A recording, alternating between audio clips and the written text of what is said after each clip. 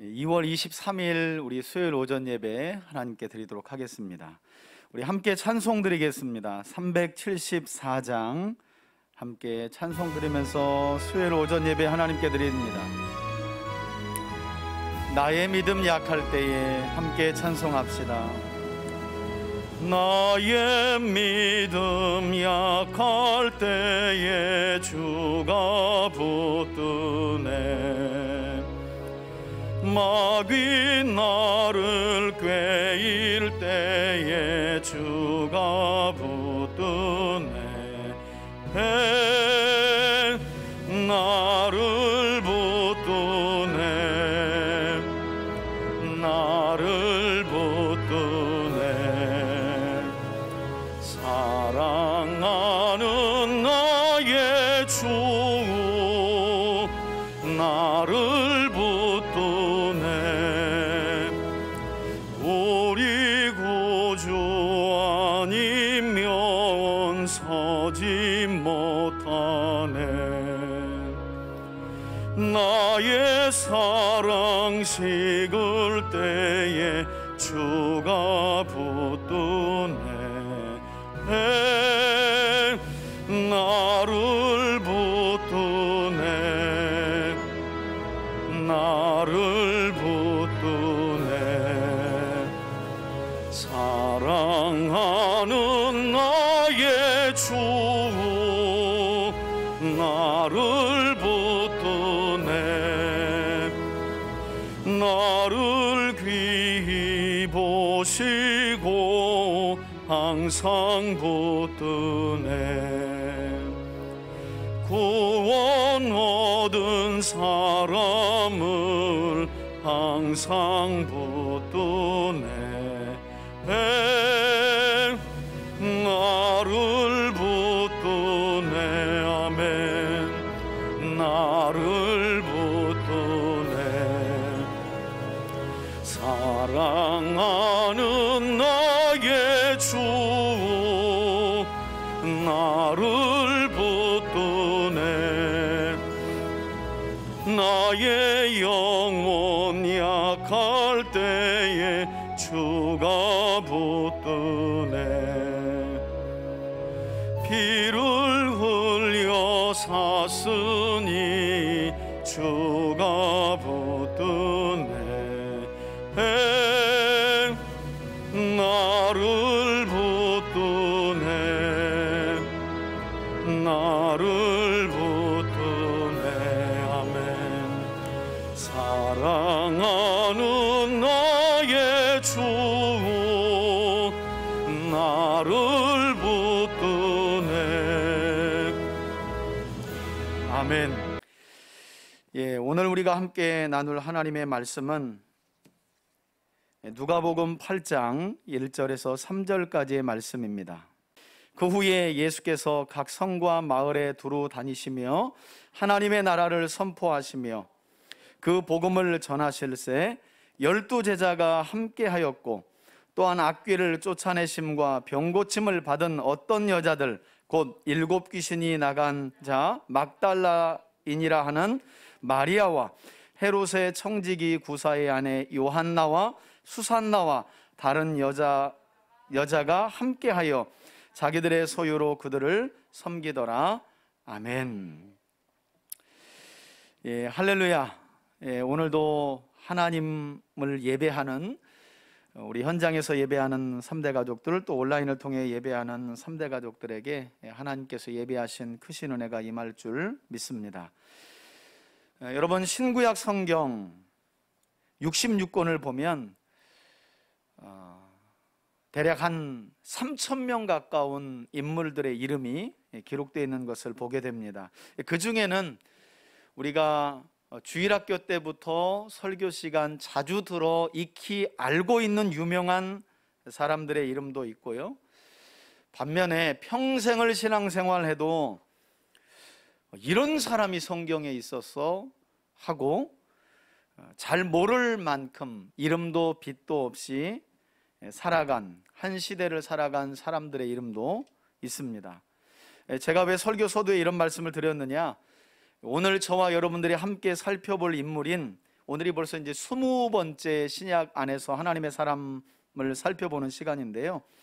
오늘 우리가 함께 20번째로 살펴볼 이 요한나라고 하는 여인이 바로 제가 말씀드린 것처럼 빛도 없이 이름도 없이 그러나 너무 귀한 헌신을 예수님께 드린 인물로 살아갔기 때문입니다.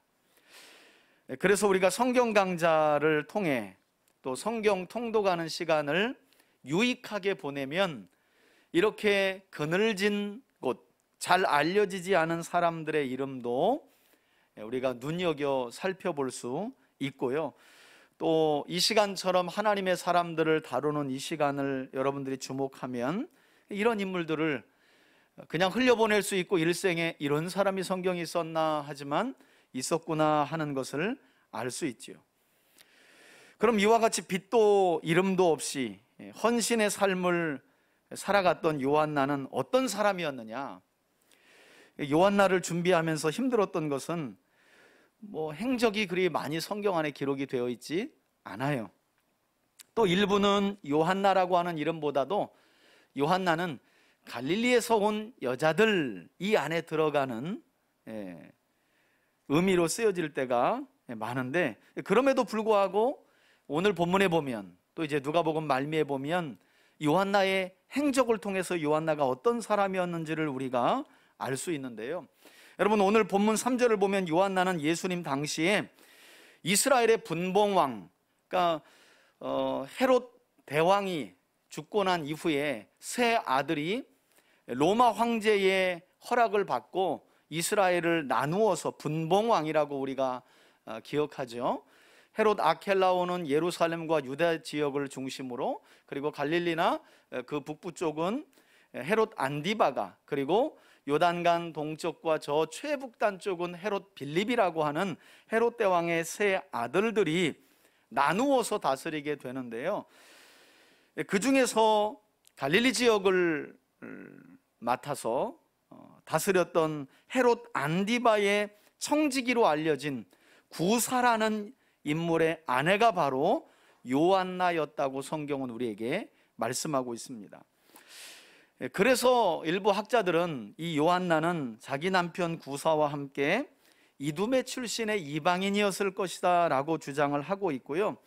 또한 그녀는 자기 남편 구사가 막강한 권력을 당시 가졌던 헤롯 안디바의 관리인, 우리 성경에 관리인이라고 나와 있잖아요. 청직이라고 나와 있는데 여느 한글 번역을 보면 이 관리인이라는 말은 요한나의 남편인 구사가 헤롯 안디바, 분봉왕이었던 헤롯 안디바의 관리인이었는데 그냥 이런저런 관리인이 아니라 여느 한글 성경 번역을 보면 재산관리인이었다라고 아주 구체적으로 명시를 해놓고 있습니다. 그러니까 여러분, 헤롯 안디바가 어떤 사람이에요? 헤롯의 아들들 중에서도 아주 예수님의 표현에 비하면 안디바는 여우라 그래요. 여우. 아주 이 정치적인 권모술수가 뛰어난, 그리고 잔혹한 사람이기도 한데, 이렇게 막강한 권력을 가졌던 헤롯 안디바의 재산을 관리했다? 이 사람 보통 사람 아닌 거죠. 신분적으로만 봐도 헤롯 안디바의 재산을 관리했던 구사는 보통 사람들과는 다른 아주 높은 사회적 계층이었을 것이 분명합니다. 그런 사람의 아내가 바로 오늘 우리가 함께 나눌 요한나라는 거예요. 그러니까 일반 이스라엘 사회에서 꽤나 높은 신분을 가졌겠죠. 여기에서부터가 우리의 흥미를, 이렇게 높은 신분을 가진 사람이 도대체 무엇이 아쉬워 나사렛 예수에게 관심을 가지고 이후에 보면 그 예수님께 자기 소유를 다 드리면서 예수님 일행을 섬기고 헌신했을까 궁금한 거죠. 아쉬울 것이 없는 그런 사회적인 신분을 가졌던 사람이 요한나였는데, 자, 이렇게 보통 사람들과는 달리 당시 예수님 당시 이스라엘 사회에서 남부러울 것이 없는 높은 사회적 신분을 가졌던 요한나가 그러면 갈릴리 출신의 나사렛 예수님, 당시 예수님은 보잘것없는 분이었거든요. 세상 눈으로 볼 때. 그런 예수님을 어떻게 만나게 되었느냐? 그 사연이 2절에, 오늘 본문 2절에 담겨져 있는데요. 여러분, 2절을 보게 되면 요한나는 수산나와 또 다른 여인들과 같이 우리가 정확히 어떤 질병이었는지는 알 수 없지만 그녀가 예수님을 통해 자기 병을 어떻게 고침받았다라고 성경은 말씀하고 있어요. 아마도 중병에 걸렸다가, 여러분 그 정도 사회적인 신분을 가졌으면 간단한 병 같으면 의원들을 통해 금방 치료가 되었겠죠. 그런데 아마도 의원들도 고치지 못했던 중병에 걸리지 않았을까. 그 병을 예수님을 만나 고침받게 되었고, 그 과정 속에서 그녀는 예수님을 하나님으로 만나게 되었고 믿게 되어서 그 후로 주님을 따르게 되었던 것으로 보여요. 아, 그렇구나. 사회적으로 높은 신분을 가졌던 요한나였지만 그 누구도 고칠 수 없는 병을 예수님이 고쳐주시면서 예수님을 하나님으로 믿게 되었고 그분을 따르게 되었구나. 성경은 이렇게 우리에게 말씀한다는 거예요. 그런데 여러분, 여기에서 성경은 이렇게 병 고침을 받은 후에 예수님을 따랐던 요한나가 예수님을 어떻게 섬겼다라고 하는 부분을 우리가 좀 주목해 볼 필요가 있어요. 오늘 본문 3절 말미를 보시면 요한나는 자신의 소유를 드리며 헌신하였다. 그러니까 예수님 한 분만 섬긴 것이 아니라 예수님과 제자 일행에 말하자면 재정적인 부분을 일부 자기의 소유를 들여서 감당하면서 헌신했다는 거예요. 여러분, 의외로 많은 분들이 이 구절을 별로 대수롭지 않게 또한 당연한 것처럼 여기는 경향이 많은데요, 가만히 생각해 보면 성경 전체 안에서, 아니 복음서의 내용만 봐도 여러분 생각해 보세요. 어디 예수님께 병 고침을 받는 등의 은혜를 받은 사람들이 한두 사람이었냐고요. 이런 큰 은혜를 받은 사람들이 한두 사람이었습니까? 숫자로는 셀 수 없을 만큼 많은 사람들이, 심지어는 복음서를 보면 구름대와 같이 많은 병자들이 예수님께 몰려왔고 예수님은 피곤하셨지만 일일이 그들에게 손을 얹어 병을 고쳐주셨다는 구절이 있어요. 복음서 안에 수많은 사람들이 질병으로부터 고침받고 귀신 들림으로부터 자유함을 입었다고 예수님을 통해 성경은 그렇게 복음서 안에 우리에게 가르치고 있다는 거예요. 그렇다고 해서 그들 모두가 자신의 소유를 주님께 드려 주님을 따르며 섬긴 것은 아니었어요. 이런 대표적인 의미가 담긴 이야기가 바로 누가복음 17장에 나오는 10명의 나병 환자 이야기죠. 그들은 지나가시는 예수님을 보고 예수여 우리를 불쌍히 여기소서, 예수님께서 발걸음을 멈추시고 딱 보니까 부정함을 입은 나병 환자들이에요. 그래서 예수님께서 너희 몸을 가서 제사장에게 가서 보여라. 가는 도중에 보니까 10명의 문둥병자가 나병에서 깨끗이 나은 거예요. 그때 어떤 일이 벌어지느냐, 9명은 그대로 가버립니다, 가던 길을. 그런데 유일하게 한 명이 예수님께로 돌아와서 누가복음 17장의 본문을 보면 예수님의 발 앞에 엎드려 감사하면서 하나님께 영광을 돌렸다는 거예요. 그때 예수님이 하신 말씀이 뭐예요? 아, 내가 고쳐준 것은 10명인데 그것도 그 9명은 유대인이었고 유일하게 문둥병 중에 사마리아인, 유대인들이 그처럼 멸시하고 천대하고 유대 혈통으로 인정하지 않는 사마리아인, 그래서 예수님은 그 사마리아인을 이방인이라고 불러요. 어찌 이방인 한 사람만 돌아와서 하나님께 영광을 돌린단 말이냐. 그렇죠?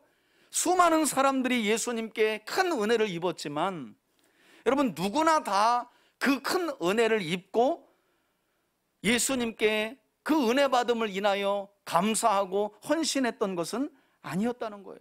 그러므로 우리는 병에서 고침받았던 요한나가 자신의 소유를 들여 주님께 헌신했다는 이 말씀을 다시 한번 깊이 우리 마음에 새길 필요가 있고요, 어쩌면 요한나보다 더 큰 구원의 은혜를 입은 우리의 삶은 과연 주님을 향해 어떻게 살아가고 있는지,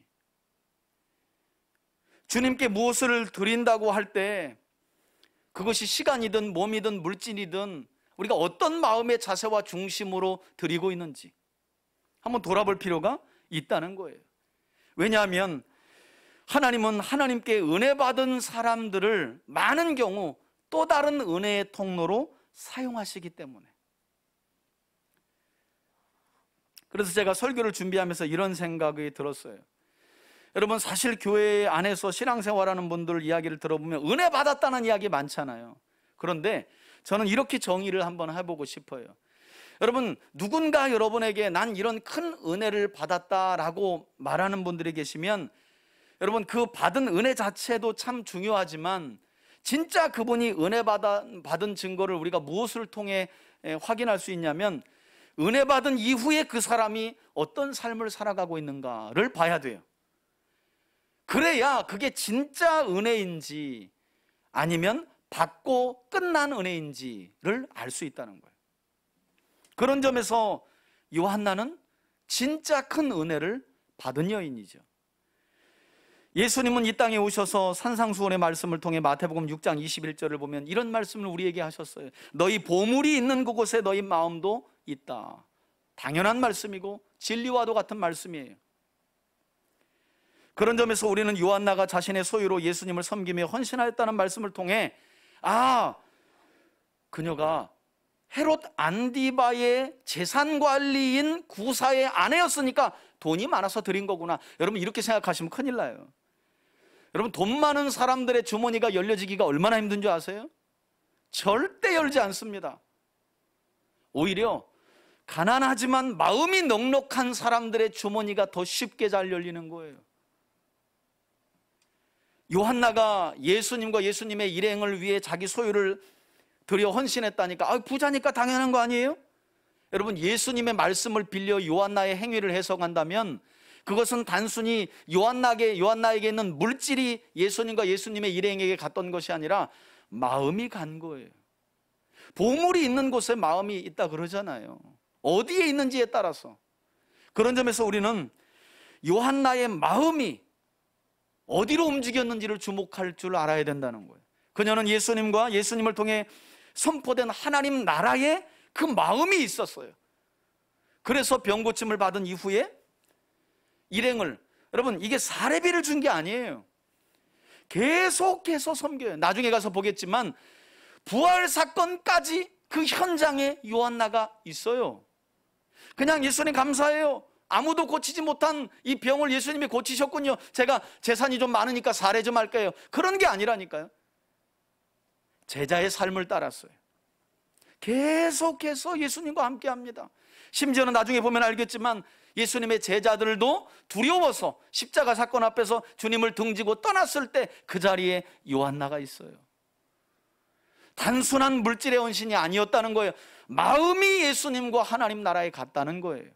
그런 점에서 여러분, 예배하는 우리 가운데 과거에 아니면 지금 하나님께 은혜 받지 못한 사람 있나요? 그런데 중요한 건 그게 진짜 은혜 받은 사람인가 점검해 볼 필요가 있다는 거죠. 아이고, 나 은혜 받았어, 이런 큰 은혜가 내게 임했어, 이런 자랑은 누구나 할 수 있는 거예요. 그런데 은혜 받은 자의 삶을 살아가는 것은 다른 문제입니다. 단순히 말하는 것으로 끝나는 게 아니에요. 시간도 드려야 되고요, 때로는 내 몸도 드려야 되고요, 때로는 물질도 아낌없이 하나님께 드릴 필요가 있지요. 그게 진짜 은혜 받은 사람이죠. 은혜 받은 것 따로 범사에 무엇인가 하나님께 드릴 때는 범사의 계산기를 두드리는 은혜 받은 자라고 말할 수 없는 거죠. 그런 점에서 요한나의 헌신은 아주 귀한 헌신이라고 말할 수 있는 거예요. 자, 그리고 오늘 본문에서 이 헌신의 사람 요한나를 수식하는 또 다른 단어, 요한나는 큰 은혜를 받고 자기 소유를 가지고 예수님과 예수님의 일행을 섬겼다는 이 부분을 우리가 주목해 볼 필요가 있고요.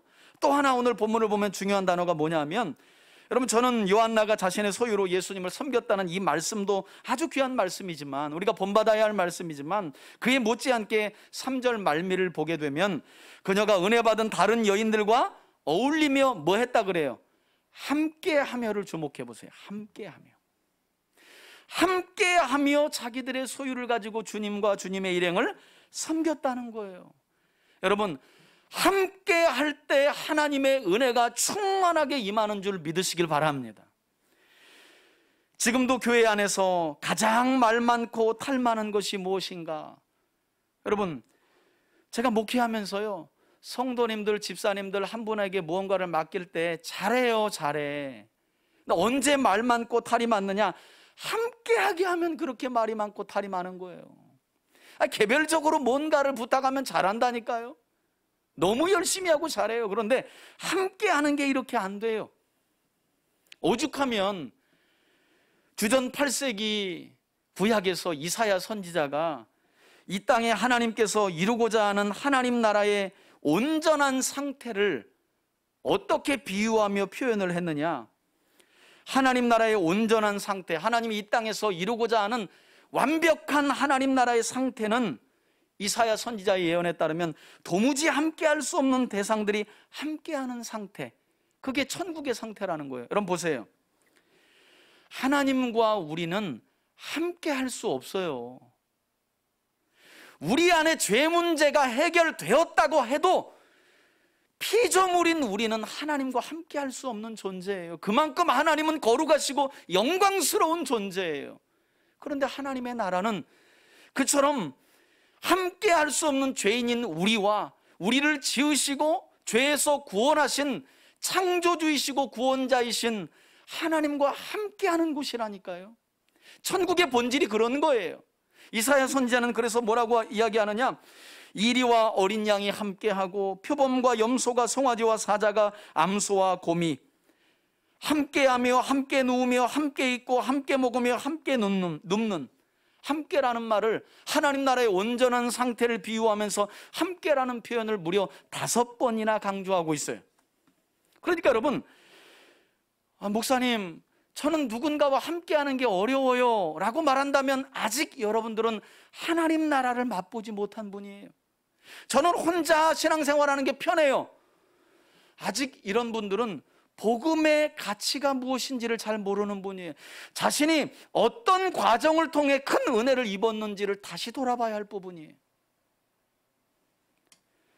여러분, 저는 오늘 본문의 말씀을 보면서 요한나뿐만 아니라 수산나나 또 다른 여인들, 특별히 오늘 본문에 보면 이 요한나와 짝을 이루었던 유명한 여인의 이름이 나오죠. 막달라 출신의 마리아, 7 귀신에 들렸다가 예수님을 통해 고침받았던, 그러니까 요한나라든지 수산나라든지 막달라 마리아라든지 다른 여인들이 어떻게 이처럼 한 마음이 되어서 자신들의 소유를 아끼지 않고 하나님께 드리며 함께하며 섬길 수 있었을까? 전혀 다른 상황이잖아요. 이것을 좀 깊이 생각해 봤는데 아마도 그것은 그들 모두가 서로의 고통과 아픔을 이해하려는 마음을 가졌기 때문에, 막달라 마리아는 7 귀신에게 시달리며 영적인 고통의 삶을 지난날 살았어요. 고통의 삶을 이해하는 거죠. 요한나나 수산나나 또 다른 여인들은 의원들도 감히 고칠 수 없는 육신의 질병의 고통 중에 살았어요. 그래서 이들은 영적인 고통에 시달렸던 사람들, 육체적인 질병의 고통에 시달렸던 사람들이었기 때문에 서로의 고통을 이해했고, 무엇보다도 그 빠져나올 수 없는 고통에서 메시아이신 예수님께서 건져주신 그 구원의 은혜에 감사하는 마음과 믿음을 가졌기 때문에 이것으로 인해 어떻게? 하나가 될 수 있었던 거예요. 함께 할 수 있었던 거예요. 여러분, 이 은혜가 아니면 어떻게 우리가 지금도 함께 할 수 있겠어요? 난 도무지 예수님이 아니면 구원받을 수 없는 존재, 영원한 지옥과 죄로 인해 사망에 던져질 수밖에 없는 나, 뭐 그런 부분만 있나요? 그런 영혼의 구원만 있나요? 지난날 어려움 속에, 고통 중에 있을 때, 큰 어려움 중에 있을 때 하나님께서 얼마나 많은 큰 은혜로 우리를 건져주시고 구원해 주셨어요. 동일한 은혜가 우리 교회 안에 형제와 자매에 있기 때문에 우리가 함께 할 수 있는 거죠. 그것을 이해할 수 있는 거죠. 여러분, 이런 이해하는 마음이 없으면 함께 할 수 없어요. 문제는 함께 할 수 없는 사람들에게 하나님의 나라는 먼 이야기라는 거예요. 그걸 기억해야 돼요. 여러분, 이렇게 주님께 은혜 받은 여인 요한나는 다른 여인들과 함께 하면서 자기 소유로 주님 일행을 섬기며 헌신했는데요, 놀랍게도 그 헌신이 어디에까지 이어졌다고 말씀하느냐?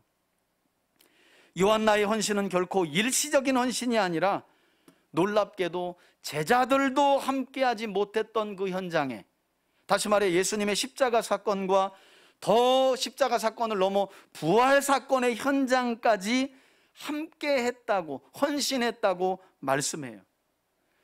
자, 그 단락을 우리가 한번 눈으로 확인해 볼 텐데요, 먼저 누가복음 23장 49절 말씀. 자, 이때 병고침을 받고 계속해서 3년 공생의 기간 동안 예수님과 예수님 일행의 필요를 물질의 헌신을 통해 섬겨주었던 요한나는 어느 자리까지 함께 했는가? 49절 함께 읽습니다. 23장 시작.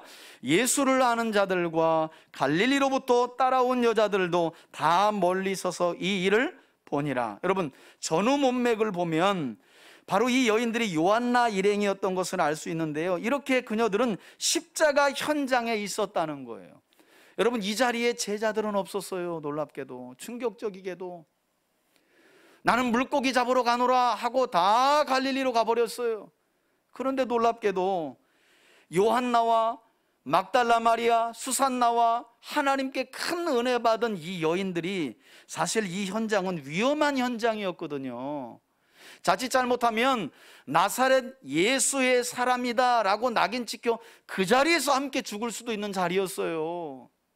그런데 그 자리에 놀랍게도 요한나 일행이 있었다는 거예요.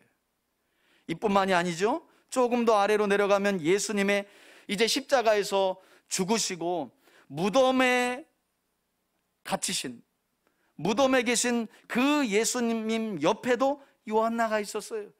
우리 23장 55절 56절 함께 읽습니다. 시작. 갈릴리에서 예수와 함께 온 여자들이, 이게 이 여인들이 바로 요한나 일행이죠. 뒤를 따라 그 무덤과 그 시체를 어떻게 두었는지를 보고, 56절입니다. 돌아가 향품과 향유를 준비하더라. 계명을 따라 안식일에 쉬더라. 십자가 현장뿐만 아니라 예수님께서 계신 무덤까지 그녀들은 함께 했어요. 이뿐만이 아닙니다. 요한나 일행은 마침내 부활의 현장까지 함께 했고요, 놀랍게도 두려워 떨고 있는 제자들에게 예수님의 부활 소식을 가장 먼저 경험하고 그 영광을 체험한 뒤에 제자들에게 전해주었던 사람 중에 하나가 바로 요한나였어요. 막달라 마리아와 함께 요한나였던 것을 볼 수 있어요. 우리 그 현장을 증거하는 말씀 함께 보겠습니다. 24장 9절로 10절입니다. 시작. 무덤에서 돌아가 이 모든 것을 11사도와 다른 모든 이에게 알리니, 이 여자들은 막달라 마리아와 요한나와 야고보의 모친 마리아와 또 그들과 함께 한 다른 여자들도 이것을 누구에게? 제자들은, 사도들은 두려워가지고 지금 언감생심 예수님 계신 무덤 근처도 못 갔다니까요. 그런데 죽으신 예수님을 몸에 향유를 바르고 그 이후에 처리를 하려고 그 자리에 있었던 여인도 요한나, 그리고 부활하신 예수님의 영광을 목격하고 그것을 가장 먼저 두려워 떨고 있던 사도들, 곧 제자들에게 알려준 사람도 요한나. 누가복음에 보면, 특별히 복음서에도 나와 있지만, 여러분 괄호 있잖아요. 10절에 괄호잖아요. 괄호가 되어 있잖아요. 괄호가 되어 있다는 것은 어떤 사본에는 있고 어떤 사본에는 없는 내용이에요. 만일 우리가 우리 개역개정의 번역본으로 인정하는 사본에 이 괄호가 없다면 우리가 이해하는 요한나는 8장에서 끝나는 거예요. 끝날 뻔한 거예요. 그런데 우리 개역개정이 인정하는 사본 중에 하나인 BHS본에는 이 요한나라는 이름이 있던 거죠. 그래서 괄호를 해놓고 우리가 인정하는 사본에는 요한나의 이름이 있다라고 우리에게 증거하고 있어요. 천국에 있는 요한나가 가슴을 이렇게 쓸어내리는 거죠. 내 인생 8장으로 끝날 뻔했는데, 야, 마지막까지 가고 있구나. 여러분, 요한나라는 이름의 뜻은 한번 따라해 볼까요? 하나님께서 은혜를 주신다. 하나님의 은사라는 뜻도 있지만 하나님께서 은혜를 주신다라는 뜻의 이름이 요한나예요. 요한나. 다시 말해서 이처럼 하나님께 은혜 받은 요한나의 삶은 자기 소유로 은혜 받은 다른 사람들과 함께 하면서 주님을 섬기되, 십자가와 부활의 자리, 곧 마지막 자리까지 헌신하며 섬기는, 저는 그런 점에서 그야말로 숨겨진 진짜 제자, 이렇게 우리가 말해도 과장된 표현이 아닐 거다라는 생각이 들어요. 요한나야말로 진짜, 여러분, 십자가 그 현장과 부활의 현장까지, 그러니까 시작부터 끝까지 예수님 곁을 지켰던 진짜 숨겨진 제자가 오늘 우리가 함께 살펴보았던 헤롯 안디바의 청지기 구사의 아내 누구요? 요한나였다는 거예요. 바라기는 하나님께 은혜 받았다고 하는 사람들이 많지만 우리 시대에 그렇잖아요. 뭐 간증이랍시고 얼마나 떠들어대고 이야기합니까? 교회들마다 나 참 은혜 받았어, 하나님이 이런 은혜를 주셨어 하는 사람들이 많지만 정작 자신의 것으로 기꺼이 주님을 섬기며 또 다른 이들과 함께 섬기는 이들이 드문 이때에 은혜 받았다고 하는 말을 많이 해요. 그러나 섬김은 없어요. 헌신은 없어요. 그런 이때에 우리 3대 가족들 모두가 진정으로 하나님께 은혜 받은 사람들답게 자신의 것을 기꺼이 주님께 드렸던 요한나처럼 남은 인생 복음을 위해, 그리고 우리 안에 이미 임한 하나님 나라를 위해, 예수님을 위해 여러분 모두가 함께 어울려 헌신하고 섬기기를 바라고, 오늘 본문의 주인공인 요한나처럼 십자가의 자리를 넘어 여러분 이렇게 자신의 것을 하나님께 드리며 함께 어울려 섬기는 자들만이 십자가의 자리에 설 수 있고 그 십자가의 자리 넘어 부활의 영광을 목격할 수 있는 줄 믿으시길 바랍니다. 이건 마지막 때에 그리스도의 재림을 통해 보게 될 영광도 있지만 꼭 그때만이 아니에요. 이처럼 자신의 것을 아낌없이 하나님께 드리며 함께 어울려 하나님 나라를 이루어가는 사람들은 매일의 삶 속에 부활의 영광을 체험하는 거예요. 할렐루야. 성경은 이것을 우리에게 약속하고 있어요. 저는 우리 3대 교회 공동체가 이처럼 자신의 것을 있는 것 그대로 하나님께 아낌없이 드리고 서로가 서로를 위하고 위로해주고 손잡아주고 함께하면서 때로는 누군가 십자가의 고난자리 같은 어려움이 있을 때 붙잡아주고 그리고 위로해주고 함께 기도해주면서 그 십자가의 자리에 넘어있는 부활의 영광을 경험하는 매일의 삶 속에 그런 교회 공동체가 될 수 있길 예수님의 이름으로 축원해 드립니다. 아멘. 이제는 우리 주 예수 그리스도의 은혜와 하나님 아버지의 사랑과 성령의 교통하심이 그리스도 예수 안에 우리에게 주신 하나님의 은혜가 무한하며 큰 은혜임을 기억하고 자신의 것을 아낌없이 주께 드리며 함께 어울려 주의 일을 감당하고 십자가의 고난의 자리를 넘어 부활의 영광의 자리에까지 끝까지 희생하고 헌신하기를 결단하며 나아가는 우리 성도들과 가정과 우리 교회 위에 이제로부터 영원토록 함께 계실지어다. 아멘.